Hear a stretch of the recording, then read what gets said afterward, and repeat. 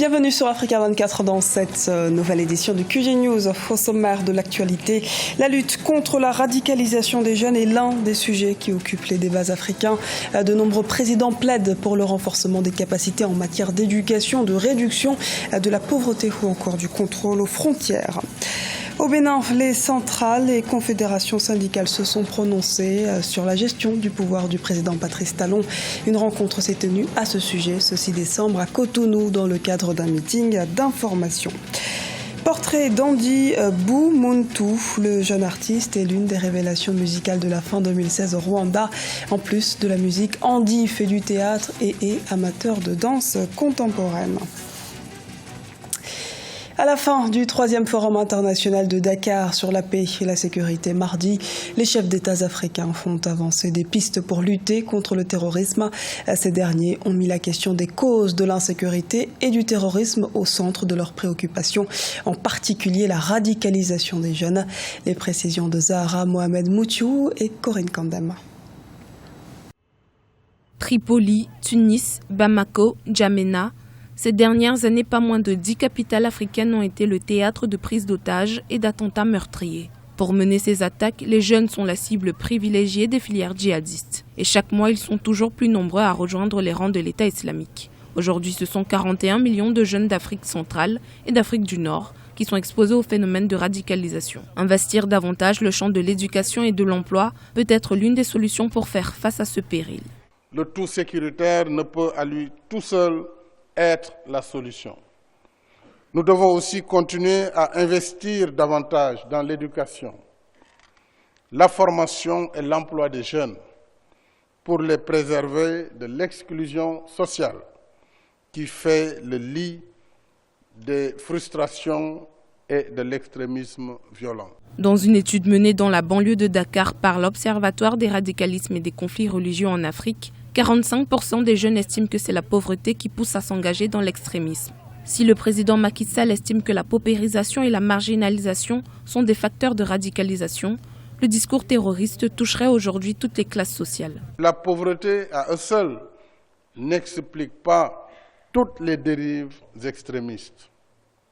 C'est un constat simpliste qui ne peut expliquer pourquoi de jeunes gens qui ont reçu la meilleure formation à l'école moderne, qui gagnent bien leur vie et qui sont issus de familles aisées, abandonnent tout et vont combattre avec des groupes terroristes pour des causes auxquelles ils sont parfaitement étrangers. Cette percée djihadiste s'opère via des filières très actives sur les réseaux sociaux. 98% du discours djihadiste utilise Internet. Combattre la radicalisation et l'extrémisme sur Internet est l'un des autres fronts sur lesquels les États sont également attendus. La Chambre de commerce d'industrie de Dakar et Maroc Export signent une convention dans le domaine de la transformation. Celle-ci devrait permettre au Sénégal de bénéficier de l'expérience marocaine dans le domaine industriel, avec à la clé la création d'emplois dans ce secteur fragilisé par un chômage grandissant. Les précisions d'Ibrahima Adjoumaba. Le Maroc continue sa conquête du marché africain. Très fortement représenté à la 25e édition de la Foire internationale de Dakar, le royaume chérifien, à travers le Centre marocain de promotion des exportations, a signé lundi 5 décembre une convention de partenariat avec la Chambre de commerce, d'industrie et d'agriculture de Dakar pour booster les échanges avec le Sénégal. La signature de cette convention avec la Chambre de commerce, elle vient renforcer le tissu de coopération entre le Maroc et le Sénégal, et particulièrement entre Maroc Export et les agences de promotion sénégalaises. Cela nous permettra d'être beaucoup plus efficaces dans nos actions d'accompagnement des entreprises, et particulièrement de la petite et moyenne entreprise qui va chercher à créer des partenariats gagnant-gagnant entre le Maroc et le Sénégal. Elle a besoin d'information, elle a besoin de sensibilisation, elle a besoin de formation d'expression sur ces marchés, elle a besoin d'accompagnement sur le terrain et que grâce à ce réseau qui vient de se renforcer aujourd'hui, elle aura beaucoup plus de chances à penser Afrique et à penser Made in Africa. Le Sénégal est l'un des partenaires commerciaux stratégiques du Maroc au sud du Sahara. Depuis près d'une décennie, les autorités sénégalaises ont élaboré des politiques incitatives pour les entreprises étrangères en favorisant la création de richesses et d'emplois au niveau local. Essayer de passer d'un stade aujourd'hui de production de matières brutes à un stade de transformation de produits, je dirais pas quasiment finis, mais au moins semi-finis, ce qui permettrait de créer de la valeur ajoutée locale et donc créer des emplois localement et permettre à nos jeunes de rester sur place pour le faire. Au niveau en tout cas du Sénégal, nous avons créé un certain nombre de mécanismes qui permettent aux entreprises d'abord pour s'installer de le faire très rapidement, ensuite de profiter d'un plan extrêmement avantageux en termes de fiscalité et puis ensuite de pouvoir avoir des organismes de suivi comme la Chambre de commerce pour les aider à résoudre leurs problèmes au jour le jour. 24 entreprises marocaines prennent part depuis le 24 novembre à la 25e FIDAK qui s'achèvera le 9 décembre 2016. En 2016, le Sénégal est le premier partenaire économique du Maroc en Afrique subsaharienne avec des échanges commerciaux chiffrés à 400 millions d'euros au cours de l'année 2015. Le président burkinabé Roch Marc Christian Kaboré préside ces 6 et 7 décembre à Paris la conférence des partenaires du Burkina Faso pour le financement du plan national de développement économique et social PNDES 2016-2020. Cette conférence a pour but de mobiliser les 5 600 milliards de francs CFA restant sur un montant global de plus de 15 milliards de francs CFA. Au cours de la conférence, 83 projets vont être présentés aux partenaires techniques et financiers, notamment dans les domaines de l'agriculture, de la santé, de l'énergie, des infrastructures routières ou encore de la communication. Cela fait 8 mois que le président Patrice Talon est à la tête du Bénin.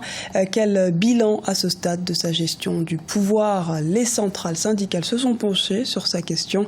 Entre déception et impatience, compte rendu dans ce reportage de notre correspondant au Bénin, Lefty Ounou. Commentaire Birama Saunera. La gestion du pouvoir au Bénin préoccupe les acteurs sociaux face aux différentes réformes entreprises par le président Talon sur le plan socio-économique. Les confédérations et centrales syndicales sont montées au créneau ce mardi 6 décembre. Sur le plan social, les griefs des syndicalistes contre le pouvoir en place sont entre autres les violations des libertés, le non-respect de la charte du dialogue social ou encore les suppressions récurrentes des emplois dans le service public. Ceux qui disent que tout va bien, mais ils n'ont qu'à le dire, c'est leur droit.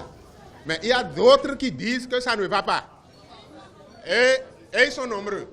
Les femmes, on veut casser des gens pauvres. On veut les dégager. Les armes que nous avons utilisées pour que l'autre parte, les armes sont aux vestiaires. Les décisions du gouvernement qui alimentent les débats au sein de la société civile béninoise sont entre autres la suspension des activités des organisations estudiantines, la privatisation de certaines sociétés d'État, l'affermage des hôpitaux, la fermeture d'organes de presse et les menaces sur la liberté d'expression. On constate qu'il n'y a pas véritablement une rupture. C'est ce qui se faisait par le passé qui est en train de continuer de se faire. Donc nous voulons vraiment que cela cesse un peu dans notre pays parce qu'on ne peut pas changer de gouvernement, d'homme aussi à tête et constater que les mêmes choses qui se produisaient continuent de se produire parce qu'il est venu sous le sceau de la rupture. Les centrales et confédérations syndicales ont désapprouvé la gestion du pouvoir de Patrice Talon à travers un meeting d'information ce mardi 6 décembre 2016. Ceci intervient 8 mois après la prise de fonction du nouveau président. Ces acteurs entendent multiplier les actions jusqu'à la prise en compte de leurs revendications. Ainsi, prévoit-il une marche pacifique dans les prochains jours. Andy Boumountou a 22 ans, il est passionné par la musique. C'est également un danseur contemporain et un acteur théâtral. La version audiovisuelle de sa première chanson sortie le 27 novembre rencontre un franc succès. Il est désormais l'une des révélations musicales de cette fin d'année 2016 au Rwanda. Un reportage de notre correspondant au Rwanda, Olive Adiakotan. s'appelle Andy Boumounou et a la vingtaine. Ce jeune Rwandais a fait de la musique sa passion depuis 2009. Dès 2012, il a commencé à chanter surtout dans les hôtels de son pays. La version audio de sa première chanson est sortie en août 2016. Mais c'est le clip disponible depuis fin novembre 2016 qui commence peu à peu à le révéler au grand public. Un mélange de blues et de musique traditionnelle qui a atteint près de 6000 vues sur YouTube en une semaine. With a strong mind. That song is called Ndashaje. Le titre de cette chanson, littéralement, ça veut dire « je suis vieux ». C'est juste un vieillard qui, après avoir eu assez d'expérience dans sa vie, se met à conseiller ses enfants au soir de ses jours. Il leur parle de toutes les facettes de la vie, mais les rassure qu'ils seront à la hauteur et savoureront l'existence s'ils mettent en pratique ses conseils. The word is like this, the word is like that. En plus de la musique, Andy fait du théâtre et est amateur de danse contemporaine. Des cordes supplémentaires à son arc qui selon lui sont bénéfiques pour sa carrière musicale. I take music as a feeling. So a feeling, you express your feeling. La musique est pour moi l'expression des sentiments. Cela s'exprime d'abord par tout votre corps qui renvoie au théâtre. Puis cette expression visible devient de la mélodie, ce qui vous amène enfin à danser.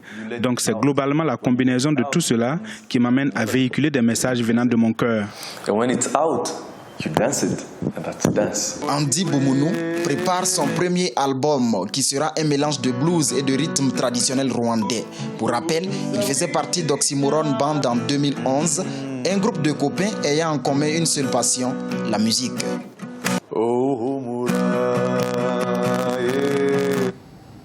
Ce journal a été réalisé par l'ensemble de la rédaction. Merci pour votre fidélité. Retrouvez dans un instant une nouvelle édition de l'actualité sur Africa 24.